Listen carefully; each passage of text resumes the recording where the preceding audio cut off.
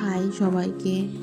তো দেখো মাম্মাম কিন্তু পিসিমণি হয়ে গেছে, আর মাম্মাম ওর ভাইপোকেই কোলে নিয়ে আছে পুচকুচকে।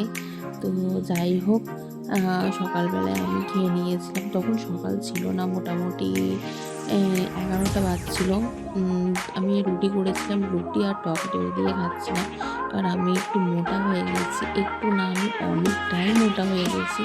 ওই জন্য মানে একটু চাইছি যেন একটু যেন হালকা রোগা হয়। তো যাই হোক, ওইটা খেয়ে আমি মাম্মামকে দিয়ে দিয়েছিলাম বেদানা।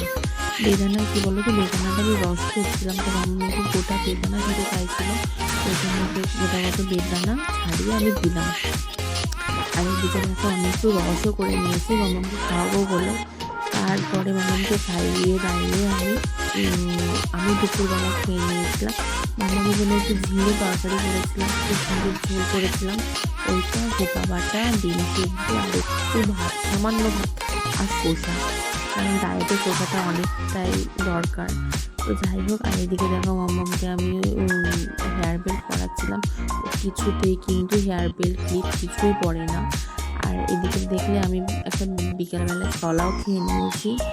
আর মামুন দেখো বিকালবেলায় ও ঘুরতে গিয়েছিলো, একটু ঘুরে এসে আমি ওকে দুধ বিস্কুট খাওয়াচ্ছি, ওরও অনেকটাই গরম লেগে গেছিলো, ওই জন্য ওইদিকে কিন্তু মাদুর বিছানা ছিল, মাদুরে শোয়নি, ও মেঝেতে শুয়ে গেছিলো।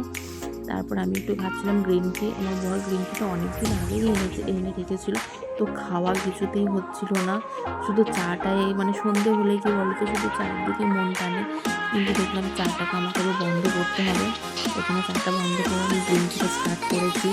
তো যাই হোক, এই শাড়িগুলো আমি দিয়েছিলাম রন্টিতে মোটামুটি 20 দিন আগে, 15-20 দিন আগে।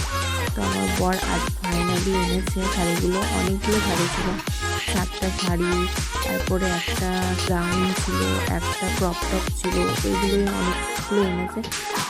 মানে অনেকদিন দিয়ে দিয়েছিল, আনা হয়নি, তো আজকে